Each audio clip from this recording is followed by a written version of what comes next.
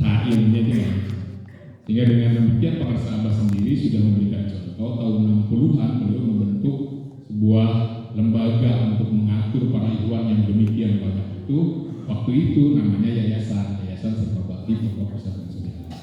Namun kemudian tahun 2000-an ada undang-undang peraturan negara ini yang mengatur lebih detail tentang yayasan, bahwa yayasan hanya ada di NKRI, bahwa yayasan tidak boleh memiliki anggota. Nah, sementara ikhwan kita tadi ya, oleh pengarsa Abah tidak hanya di Indonesia.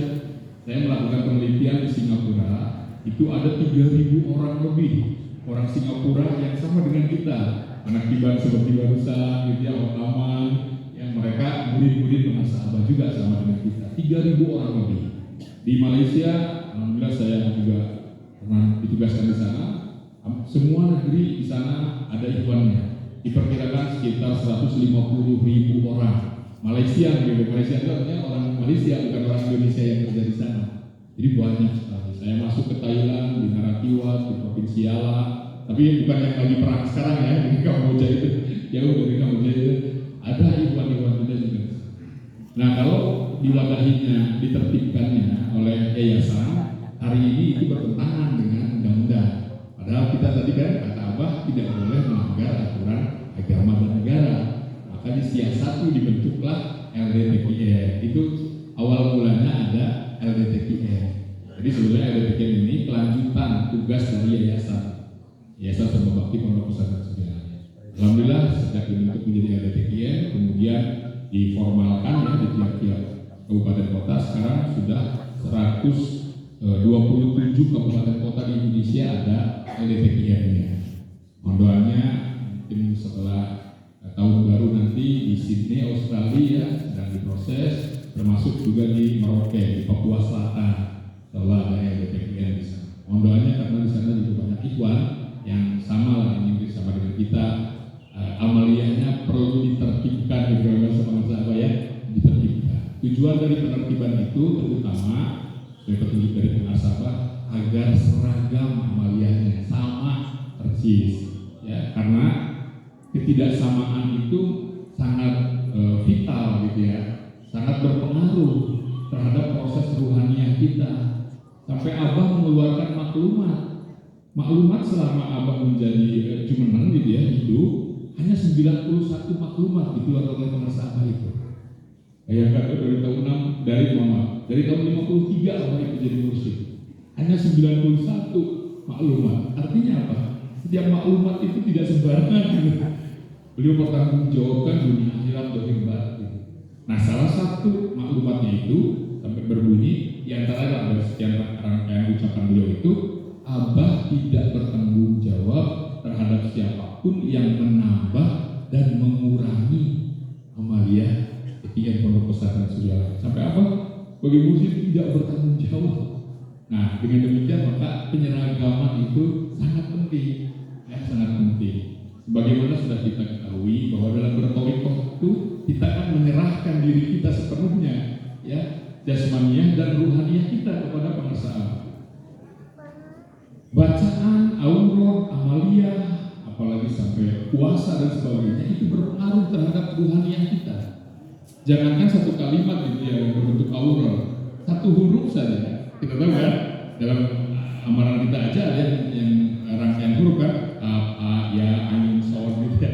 Yang hurufnya aja itu ada pengaruhnya, efeknya terhadap ruhani kita. Ya, ada efeknya, ada dampaknya.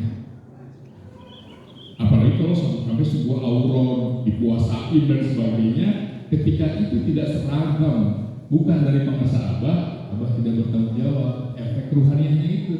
Padahal kita sedang digenggam beliau untuk diantarkan kemana? Pulang ke asalnya pada Allah Subhanahu Wa Taala. Ketika kita menggunakan kendaraan atau amaliyah dari yang lain, Abah bukan tidak tahu sebagai seorang ulama besar, tahu ya ada sholawat ini, amalan ini, macam-macam. Tapi Abah pilihkan yang terbaik, yang termudah, ya, bagi kita murid-murid. Jadi sudah semacam formula itu apa ya? Resep lah. Ya, kita sudah dikasih Dalam bertoriko, yang paling tahu diri kita, ruh kita, perjalanan kemarifatan kita itu mursyid kita. Sehebat apapun lalu ada ulama ya di zaman sekarang ya, sehebat apapun, yang paling tahu sekali lagi, yang paling tahu diri kita, proses ruhaniah kita, dan paling bertanggung jawab terhadap kita itu mursyid kita. Ya, jadi kita harus mengikutinya sesuai dengan apa yang beliau ajarkan kepada kita. Nah, jadi penertiban itu agar kita semua ikhwan yang jutaan ini seragam amaliyahnya. Ya, kalau seragam maka hasilnya akan lebih cepat sesuai yang sudah Abah rencanakan gitu. Jadi Abah merencanakan bahwa kita sekian lamanya akan sebutlah berproses berpindah. Tidak hanya ulat lah kalau logo Suryalaya itu kan ya, ada di logo itu kan, logo Suryalaya.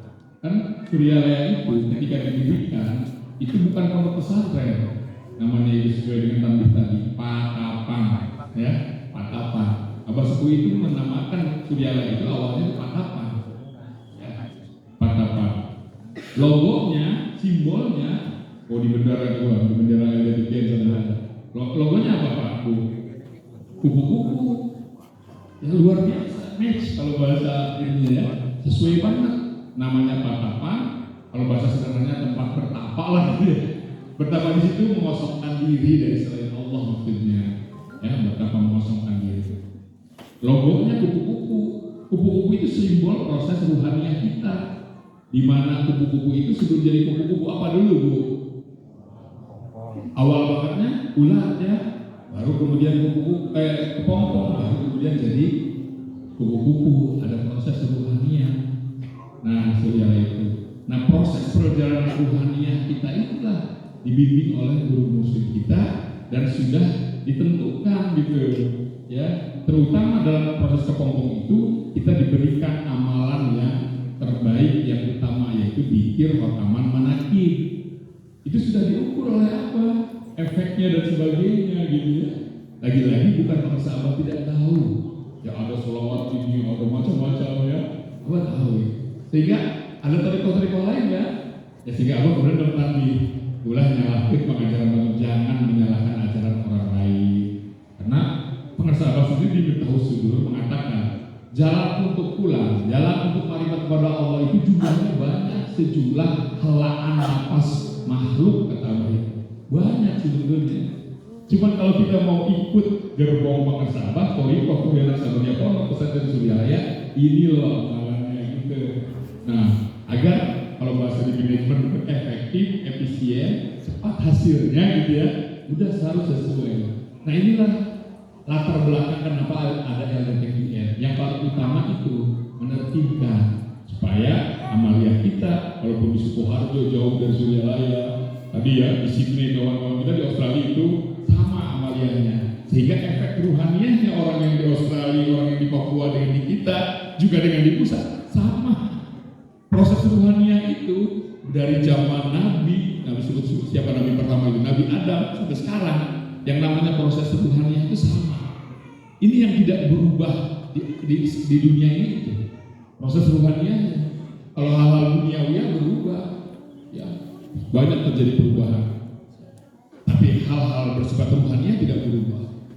Proses ruhaniah kita, lauk kita dari kosrun, sodrun, kolbun, fuadun, sagokun, lubun, sirrun itu sama. Ya. Nabiullah Adam alaihissalam sama prosesnya setelah dia tinggal di alam dunia ini. Nabi-nabi, para wali sama. Nafsunya sama. Dari amarah dulu apa? Habis amarah, lawamah, mulhimah, mutmainah, rodiyah, mardiyah, kamilah sama. Tidak berubah itu.